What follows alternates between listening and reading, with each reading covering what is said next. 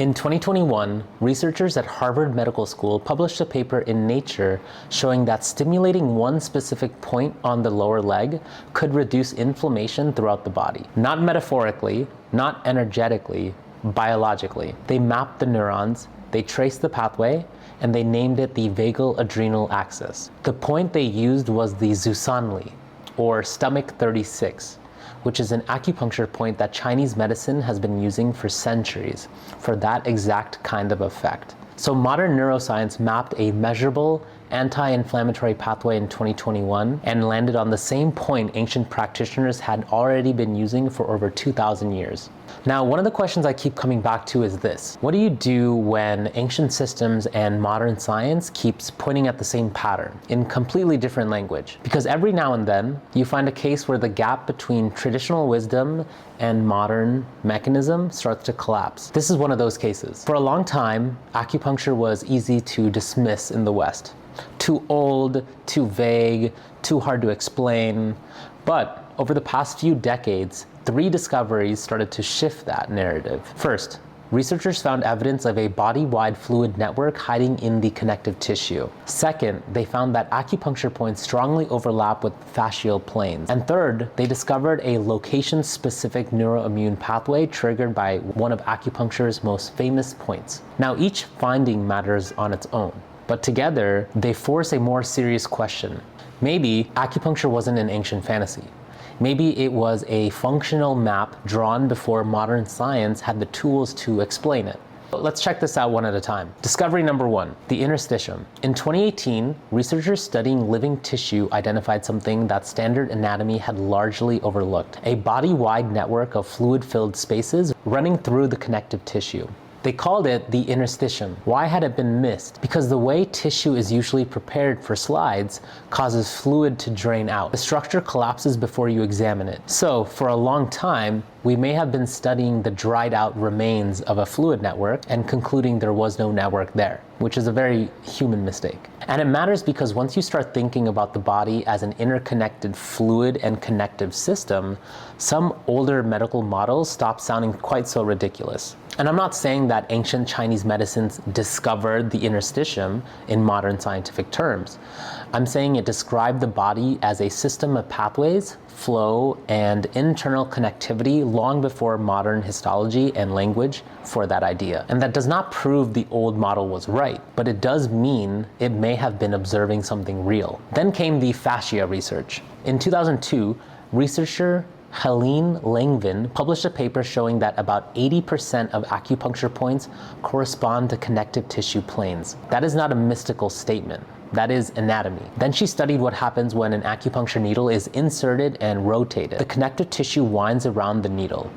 In other words, the needle does not just sit there.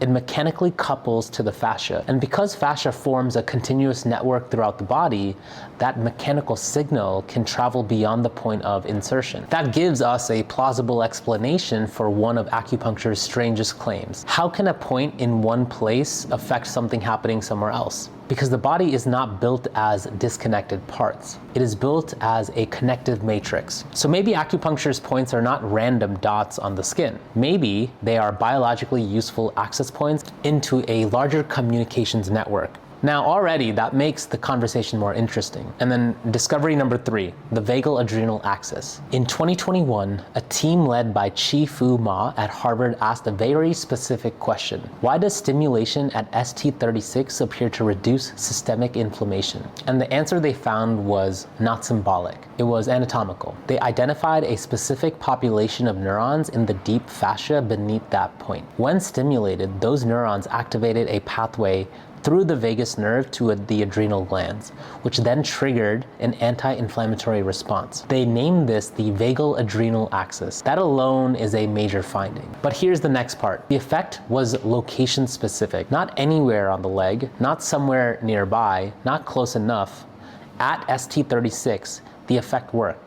At different control points, it did not. That means point location mattered, which means the old acupuncture map was not just poetic language floating in the air. At least in this case, it was marking a biologically distinct site with a distinct functional effect. Now, to be clear, that does not validate every claim ever made by acupuncture, but it absolutely destroys the lazy version of skepticism. Because once a named acupoint maps onto a measurable neuroimmune pathway, you can't keep calling the whole thing imaginary. At that point, the question changes. It's no longer, why did ancient people believe this? It now becomes, how did they find it? This is usually where people bring up the concept of qi. And this is also where the conversation usually gets a little woo-woo. Because qi is often translated in English as energy, which immediately makes it sound a little vague, mystical, or conveniently untestable. I think that translation causes more confusion than clarity. A better way to think about qi may be as a description of functional aliveness, coordination, regulation, flow, responsiveness.